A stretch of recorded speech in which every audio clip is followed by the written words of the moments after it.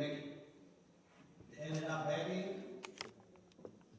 They could get relief from sympathizers, empathizers, but that was not enough. A family of 4. The challenge that they were facing was their daughter was sick. So, because they were worshipping idol, they thought worshipping idol could overcome the 2 problems they were facing, and it couldn't end their problems. They were praying idol, nothing could come out, nothing good. So they decided to join Catholic Church, which they didn't stay for long. Apparently, the pastor died. So when the pastor died, the church did not have pastor for a while. And the pastor used to go to pray with them, share with them their problems. But when pastor died, it seemed as if everything went down, completely down. Their spiritual life and nature did not shine. So they decided to join Seventh-day Adventists. It's not really explained much about it. This is where this young couple got a real salvation, the true church, the true God. They had another baby, a young baby. So, in conclusion, because I don't want to say anything, or I don't want to say everything, but in conclusion, let me just read a sentence that the writer wrote about this young couple. It says, "Today, Jashela and her husband are faithful Seventh-day Adventists and have opened a house church in their new home in the countryside. The family is no longer lives in poverty. On a recent Sabbath, 15 villagers gave their hearts to Jesus at the house church. Jashela believes that God answered her prayer for showing her the way. Finally, part of this quarter's 13th Sabbath offering will help construct 2 churches in Bangalore, the nearest big city to Jashel home. Thank you for planning generous offering. May God bless you." As we continue, I would like to invite Brother Raphael to take us through the lesson. And as I told, I sent a few text messages that as of now, we are going still having 1 class. We are not going to have 2 classes. And we presented it in the church board. Everybody agreed. The teachers agreed. They responded back well. So we are not going to have 2 classes as we used to have it before. But meanwhile, we are going to have 1 class to see how everything is going until further notice is when we're going to introduce another class. Otherwise, Brother Raphael, thank you so much for coming. The floor is yours.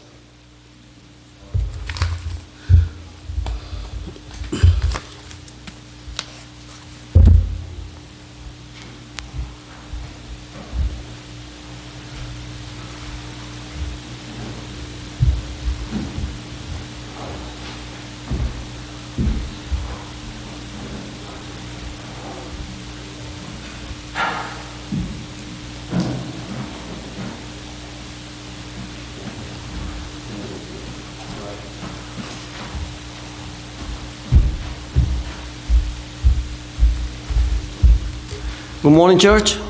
Morning. I think that we should move that little pulpit out of the way because in order for us to talk and be heard appropriately without a mask, we should keep a distance from the church, from the members, and that pulpit is too close to the benches, to the pews. And since this virus is an airborne virus, you'll be bombarding the people in front of you with your breath. And that's not right, okay? I think that everyone who needs to talk in front should preach or talk from here. And that way we'll be doing it safer for our church members. Because if we preach with a mask on, the voice is not heard appropriately. And some people have problems listening to us. Thank you.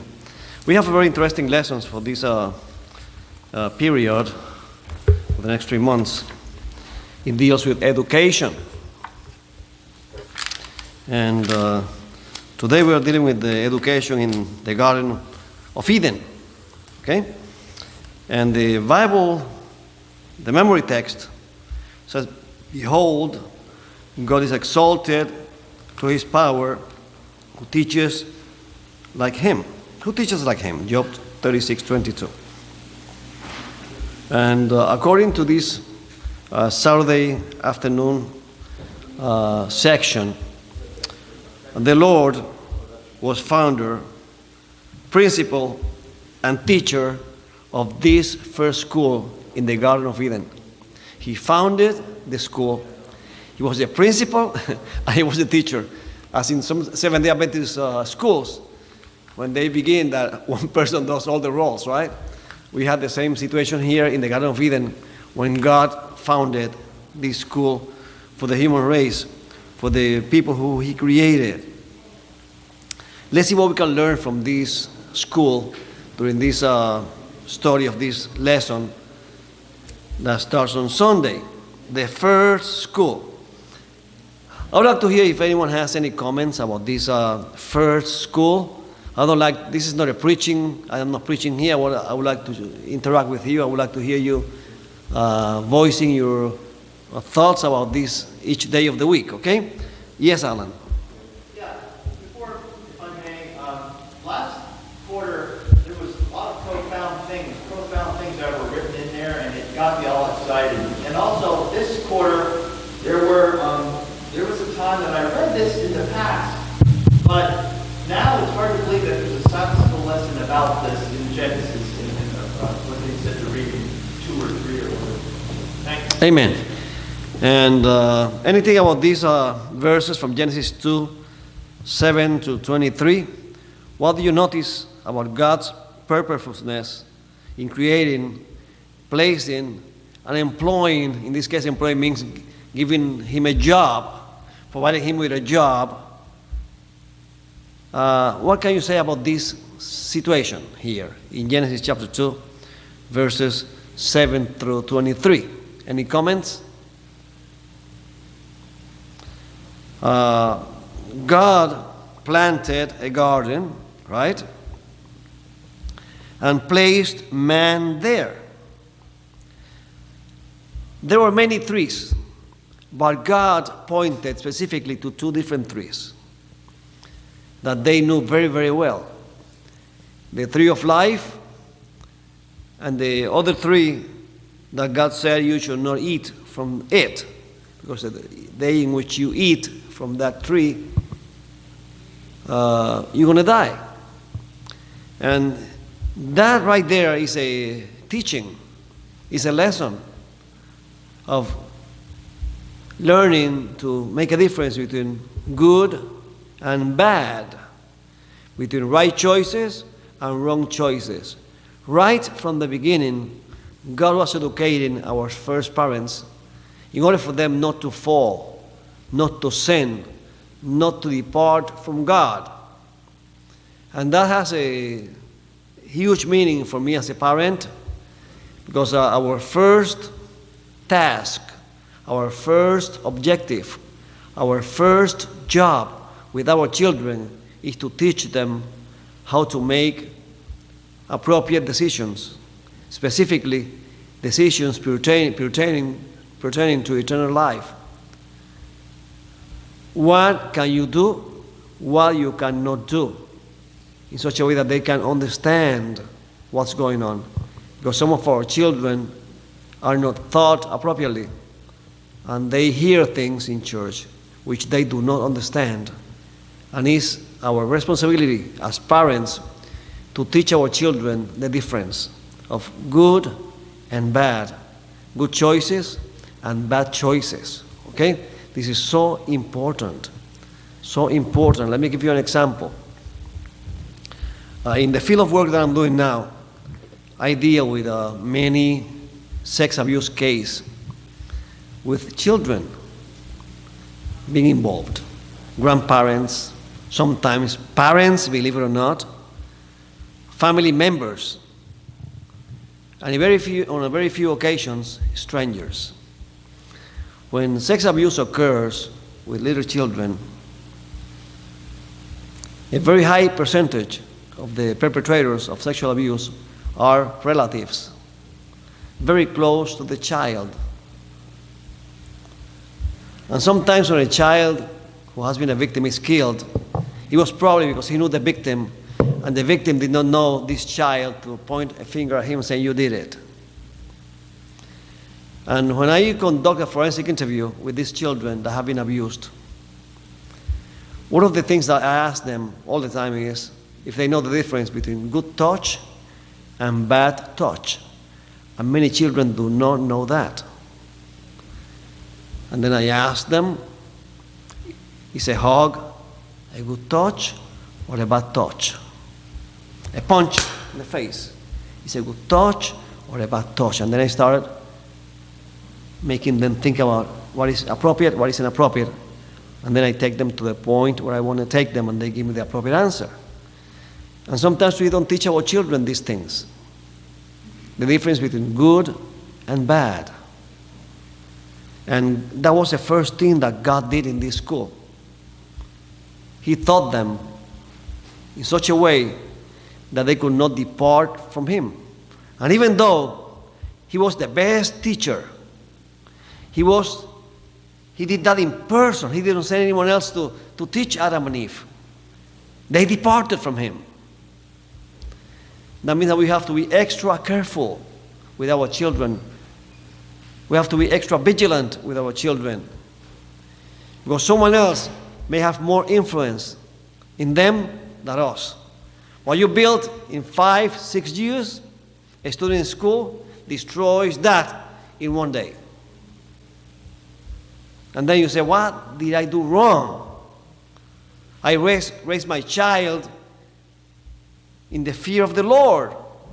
I raised him as a God's child. Why he departed?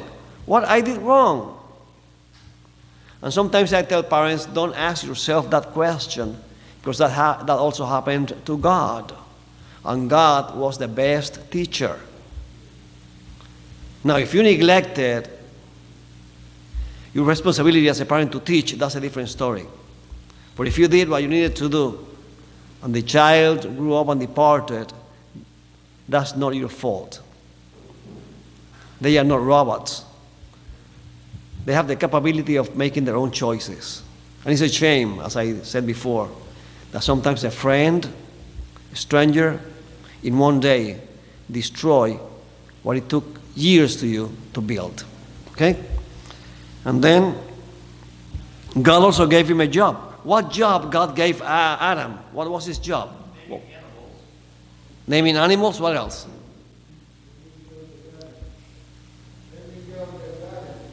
There you go. He was supposed to plant the garden, take care of the garden. Not only plant it, but care for the garden. I imagine that God probably told him how to do it, because Adam was just created. Adam did not know anything about anything. His brain was blank. God had to teach him how to do these things. God was his teacher, probably Jesus. Okay? And he showed him how to plant, how to sow, how to cultivate, how to keep it. And then Adam observed that he was alone. and he asked God. The rooster has a hen. The dog has a female dog by his side. Why I am alone? And God created Eve. And then in Genesis 2:24 says that they became one flesh. Unity. As God is one, He wants us to be one when we get married, right? God made the man and the woman in His image and gave them a home and meaningful work. God gave man the responsibility, but He also wanted happiness for him as well.